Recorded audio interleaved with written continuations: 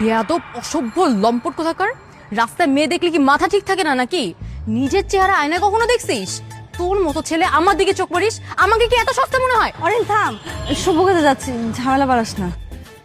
কি আবার চোখ বড় বড় করে কি দেখতেছিস? ভাগ এখান থেকে, যা ভাগ।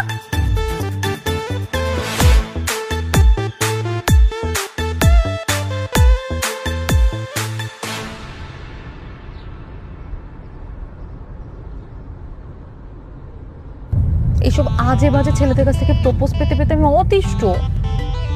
কবে যে একটা ভালো ছেলে পাবো? তুই ছেলেদের সাথে যেভাবে ব্যবহার করিস, তোর কপালে বয়ফ্রেন্ড জুটবে। এই এখন পর্যন্ত যে কটা ছেলে আমাকে প্রপোজ করছে সেগুলোর একটাও কি আমার যোগ্য? পছন্দ না হলে করবোটা কি? শোন, বিয়ে বাড়িতে যাচ্ছিস, মাথার থেকে বয়ফ্রেন্ডের চিন্তা একদম বের করে ফেল।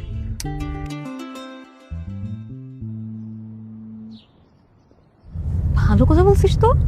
তোর ভাইয়ের বিয়েতে নিশ্চয়ই অনেক সুন্দর সুন্দর ছেলে আসবে, তাই না?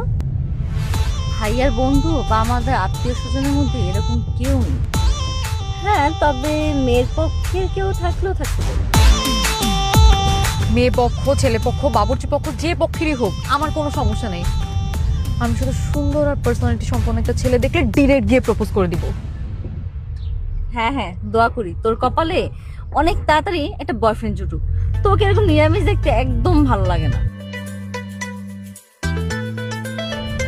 একবার বিয়েটা করে নিই, ডিরেক্ট হানিমুন চলে যাব। কোথায় যাব জানিস? মালদ্বীপস।